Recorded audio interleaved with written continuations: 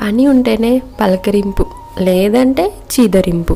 అవసరం ఉంటేనే అభిమానం, అవసరం తీరాక వదిలేసే తీరు కొందరు మనుషులది తెలుసా. అందుకే నువ్వు ప్రేమించే వాళ్ళు ఎంతమంది అయినా దొరుకుతారు, కానీ నిన్ను ప్రేమించే వాళ్ళు ఈ రోజుల్లో దొరకడం నీ అదృష్టం.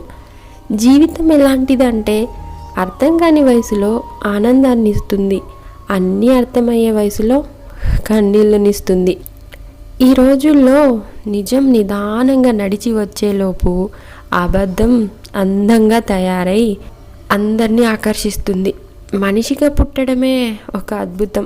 అలాంటప్పుడు ఎవరి కోసమో దాన్ని నాశనం చేసుకోకూడదు కదా.